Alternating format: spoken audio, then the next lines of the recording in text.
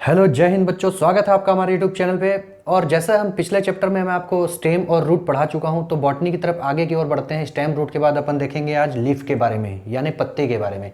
तो चलिए शुरू करते हैं।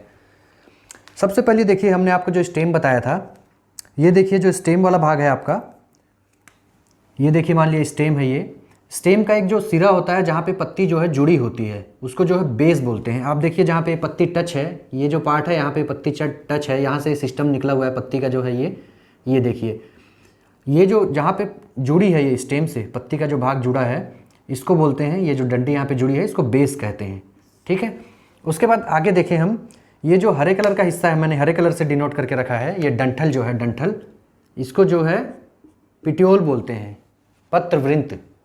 और उसके बाद देखिए जो डंठल जो है ये पत्ती में आगे चल के पतला हो जाता है। डंठल मतलब ख़त्म नहीं होता है। यहाँ पे क्या है, इसकी जो मोटाई है ना डंठल की, वो मोटाई यहाँ से कम हो जाती है और ये पत्ती के अंतिम सिरे तक जाती है। देखिए ये, इसको मध्य सिरा बोलते हैं, मिड रिब बोलते हैं। ये क्या है, पूरे अंतिम सिरे तक जाती है। और ये जो अंतिम सिरा होता है ना, नुकीला भाग होता है, इसको एपेक्स बोलते हैं हम लोग।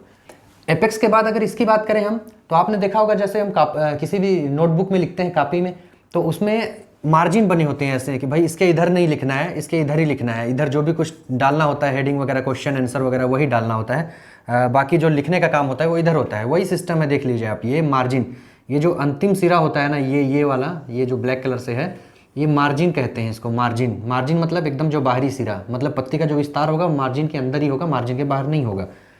और पत्ती का जो ये वाला भाग होता है ना, जो चौड़ा, जिसको हम देख पाते हैं, पत्ती का जो भाग है ये, इसको अपन बोलते हैं पत्रफलक। पत्रफलक मतलब इसको अपन बोलते हैं लीफ ब्लेड बोलते हैं इंग्लिश में, और लेमिना भी बोलते हैं, और हिंदी में बोलते हैं पत्रफलक। जैसे किसी पेड़ की पत्ती आपने तोड़ी ना, हाथ में लेते हैं, तो वो पत्रफलक होता है। पत्रफलक मतलब पत्ती का जो फलक है, पत्ती पूर्ण।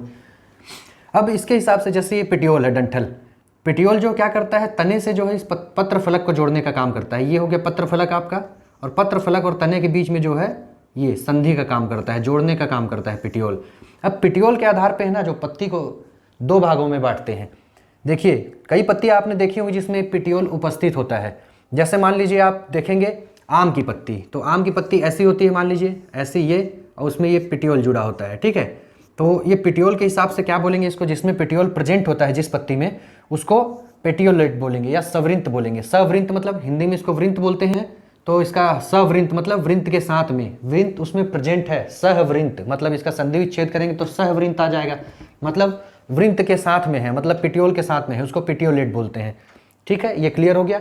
अब अगला देखते हैं हम, पिटियोल जिसमें नहीं है, मतलब ये जो हिस्सा है जोड़ने वाला, ये अब्सेंट है, मतलब नहीं है ही नहीं उसमें, तो उसको अवृंत बोलते हैं या सेसाइल बोलते हैं। जैसे आपने मक्का देखा होगा, जैसे ये देखिए, ये मक्का का पौधा हो गया, इसमें पत्ती जो है यहाँ से निकलती है सीधा, इसमें कोई जोड़ने जाड़ने के लिए कोई वृंत नहीं होता। गेहूं आपने देखा, गेहूं का पौधा, इसमें पत्तियां जो है यहाँ से निकल रही है, यहाँ से निकल रही है, यहाँ से, मतलब जोड़ने जाड़ने के लिए जो बीच में है कोई जॉइंट वॉइंट नहीं होता है, सीधा पत्तियां जुड़ी होती है तने से।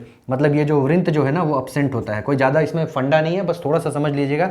जिसमें वृंत होता है उसको बोलते हैं सवृंत, जिसमें वृंत नहीं होता है उसको बोलते हैं अवृंत, मतलब पिटियोलेट और सेसाइल। चलिए इतना मेरे ख्याल से समझ में आ गया होगा। अब आगे देखते हैं। और ये जो सिरा होता है, ये जो बीच वाला भाग होता है, ये मध्य सिरा, मध्य सिराएं से बहुत सारी सिराएं निकली होती हैं इधर उधर में।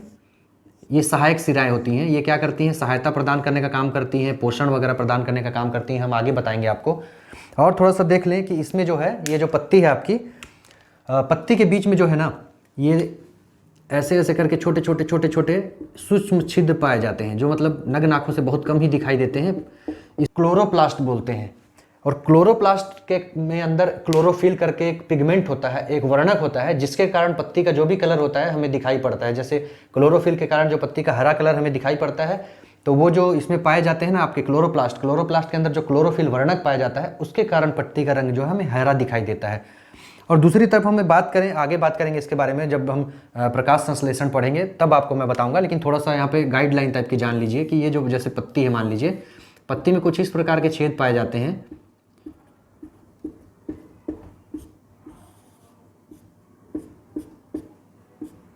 जिन्हें रंध्र या स्टोमेटा कहते हैं। अब ये जो पिटियोल है ना, ये वाला जो हिस्सा है पिटियोल का, अब आप बोलेंगे इसका काम क्या है, तो ये जो पिटियोल है पत्ती को सहारा प्रदान करता है, ऐसे उठा के रखता है।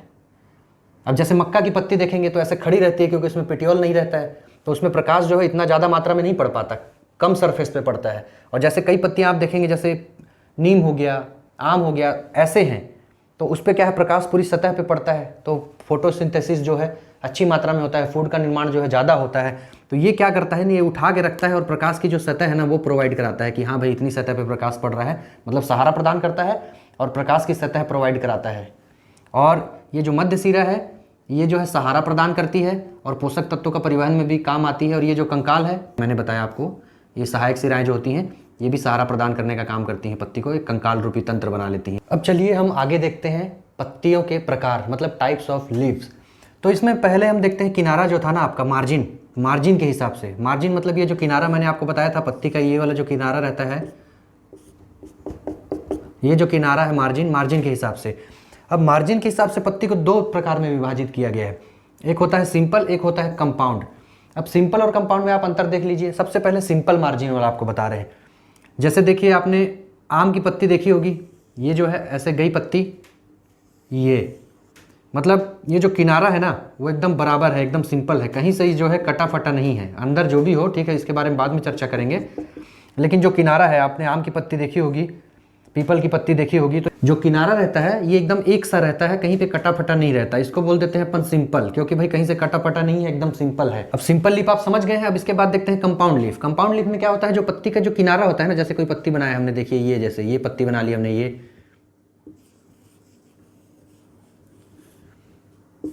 ये जो किनारा है ना ये अप एंड डाउन रहेगा, जिग जैग रहेगा, मतलब एक जैसा नहीं रहेगा। जैसे आपने नीम की पत्ती देखी होगी तो नीम की पत्ती ऐसा ऐसा ऐसा ऐसा रहती है कि जैसे आपने गुलाब की पत्ती देखी होगी, तो नीम और गुलाब इसके एग्जाम्पल हो जाते हैं।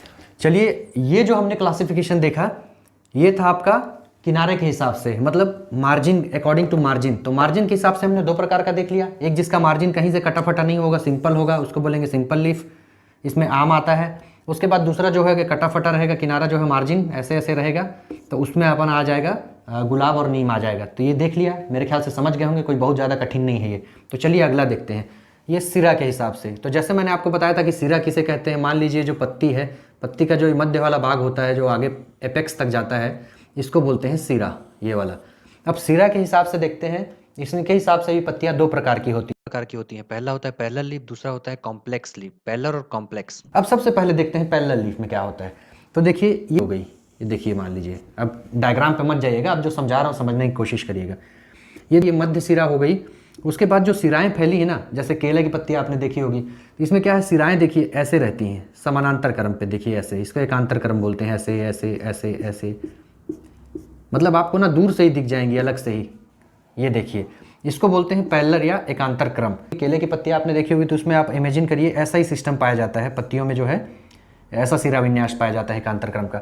अब कंपाउंड की बात करें, जालिकावत, तो इसमें जैसे आप कई बड़ी पत्तियां देखोगे, जैसे आपने सागौन की पत्ती देखी होगी, सागौन की पत्ती जो है काफ़ी बड़ी होती है, ऐसे बड़ी होती है, और इसके अंतर्गत, इसके अंदर में क्या है, ये जो मध्य सिरा होती है, मध्य सिरा, उसके बाद ये ऐसे कटी फटी विन्यासित होती है। ये जालिकावत विन्यास जो है वो छोटी, जैसे आपने चने की पत्ती देखी होगी, चने की पत्तियों में भी जालिकावत विन्यास पाया जाता है। अधिकतर क्या है, देखिए एक ट्रिक बताता हूँ आपको, जो डाइकोटिलिडेंस प्लांट होते हैं ना, जैसे द्विबीजपत्री पौधे होते हैं, जैसे चना हो गया और आपका मटर हो गया, उनमें ये सब इस टाइप की पत्तियां पाई जाती हैं ये।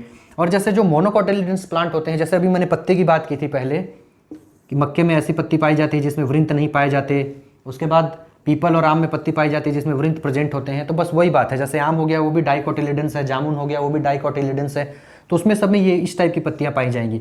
और जो पत्ती आपको देखने में थोड़ी अलग लगेगी ना, जैसे देखिए एक केले की पत्ती, आप देखिए केला, देखिए केला एक बीज पत्री है, उसमें इस टाइप की पत्ती पाई जाएगी।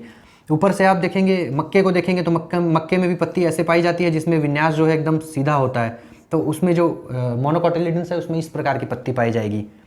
केले की पत्ती आप देख लीजिए, गेहूं की पत्ती देख लीजिए, उसमें इस प्रकार की पत्ती पाई जाएगी। हमने पत्ती के बारे में देख लिया, पत्ती के प्रकार देख लिए। अब देखते हैं जो पत्ती है इसका कार्य क्या होता है, मुख्य कार्य। भाई अगर पत्ती के बारे में पढ़ रहे हैं तो उसका कार्य क्या होता है, देखते हैं।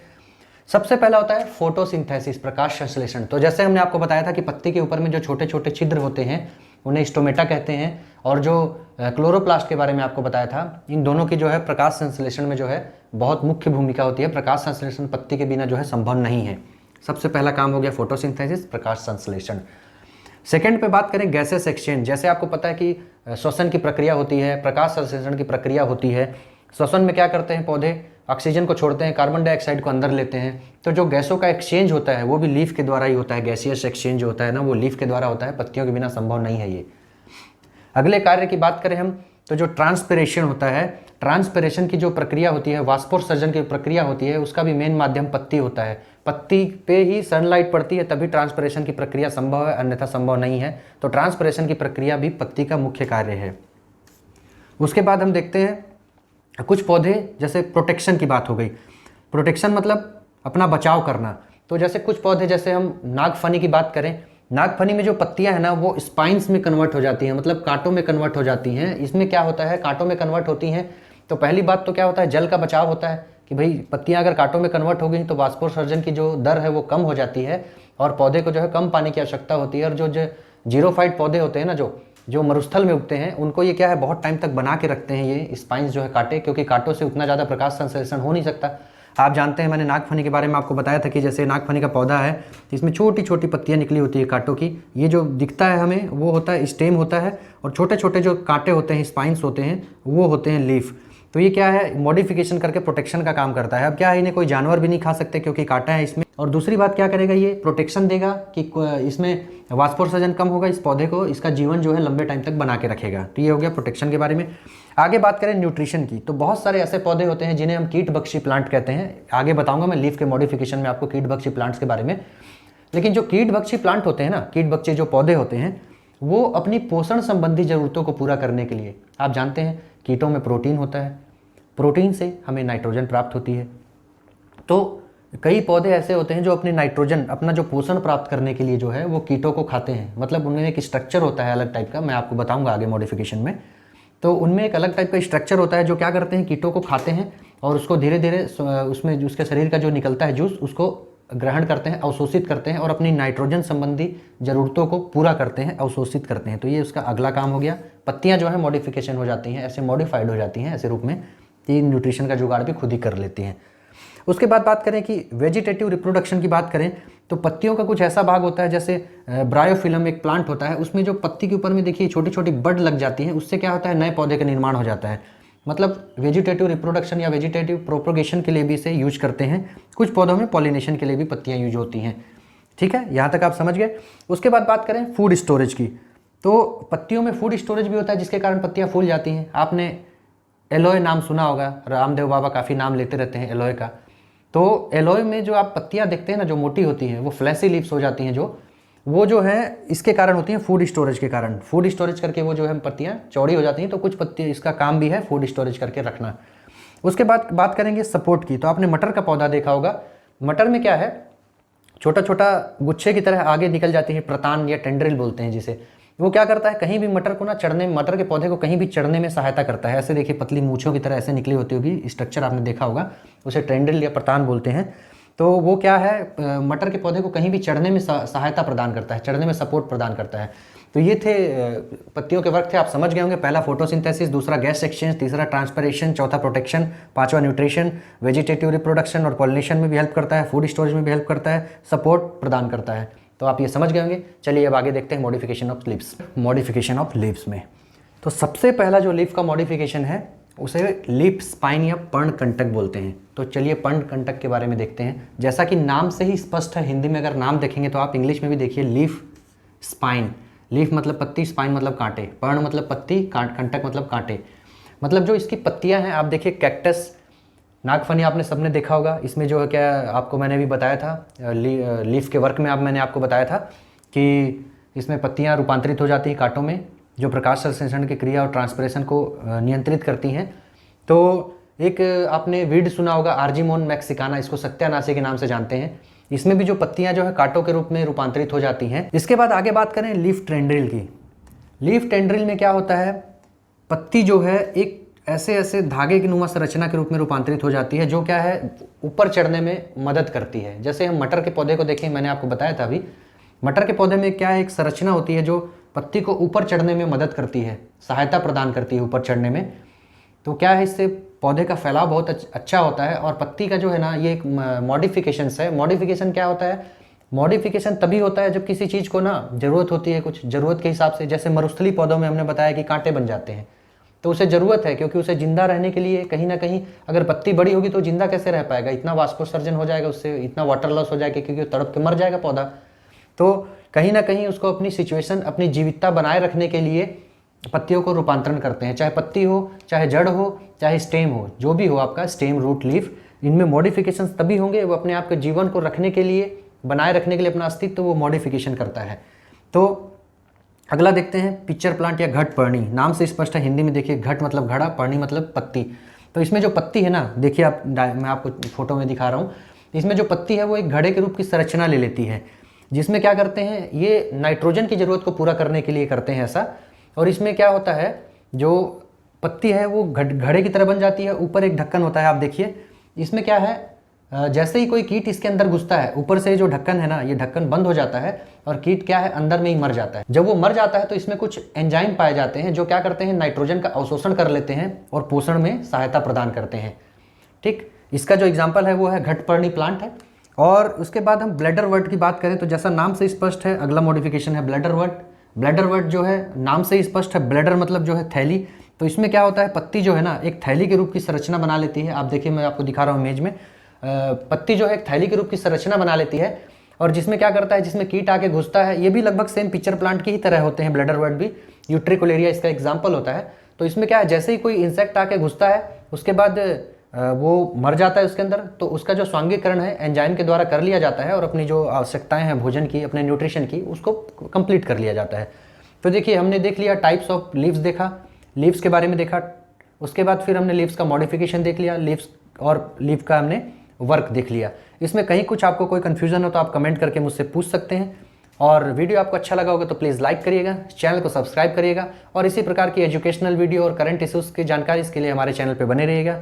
वीडियो अंत तक देखने के लिए आपका धन्यवाद। जय हिंद दोस्तों।